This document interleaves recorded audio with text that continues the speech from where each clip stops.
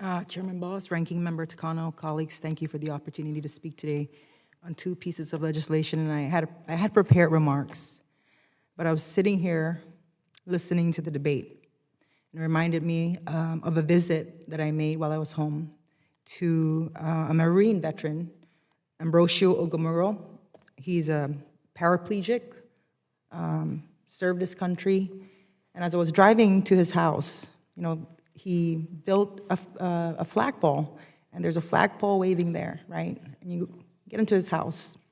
It's his wife and daughter who is now taking care of him. And I'm sitting here, Mr. Edmondson, and I'm seeing the frustration on your face with regards to the manner in which we're debating this issue. And I have to say this honestly. I come from a district where we have nothing. No full-service VA facility, no nearby specialized care, no easy access to benefits that veterans here take for granted. And when I hear these arguments about preserving a waiver for a second home loan, it feels like we're having a first world conversation while my district and the veterans who live there is living in a non-world reality, right? Because we're not talking about whether someone can get a break on their second mortgage. We're talking about surviving spouses like Mrs. Briley who need the support. Severely disabled veterans like Eric who need 24-hour care. Families who are doing everything alone because the system never reaches them.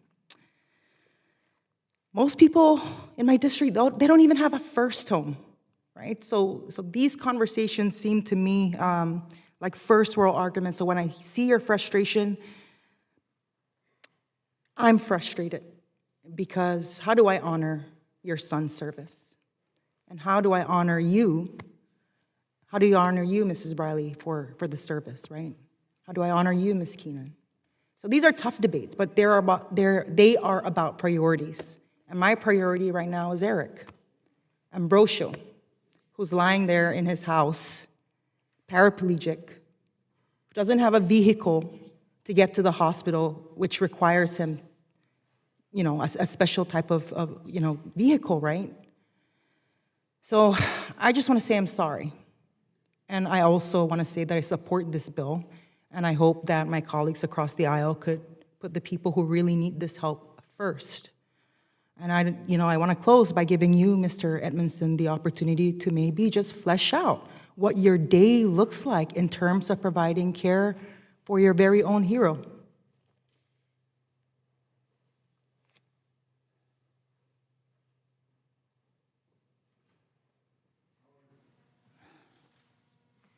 Our day is very fulfilled. Everyone in the home wears different hats. My wife and I came together with Stephanie to help with Eric's care.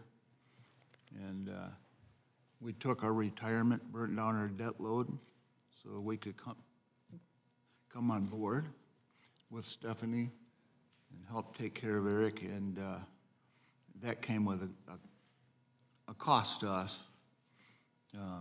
It was a decision that my wife and I made. At the time, it was necessary. Today, it's not.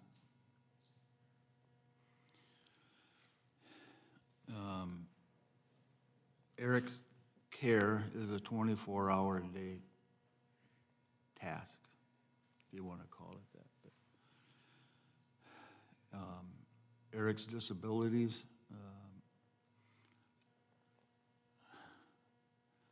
from the day he gets up in the morning till the time he goes to bed, someone's with him at all times, help him with just getting dressed in the morning, helping him brush his teeth, help him eat his food, and to ensure that his life is moving forward in a positive way and is in a safe environment.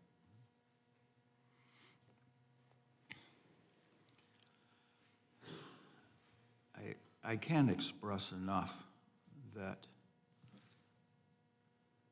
the importance of getting this bill passed.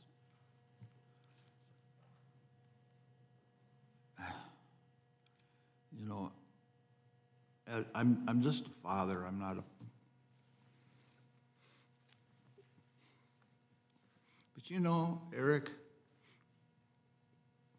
in the hundreds like him they put their uniform on, they didn't complain. They went to war, they didn't complain.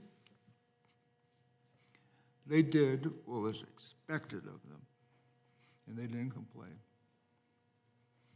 They came home with catastrophic injuries. The hundreds of veterans that I've visited with dealing with those injuries don't complain. They don't complain about the injuries or the way whatever happened to them to get those injuries.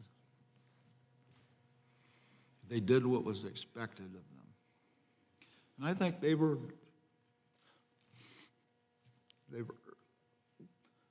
earned the right to come here today and ask this committee to do what is expected of them. Get this bill passed to help them. Thank you. Gentleman, time had expired.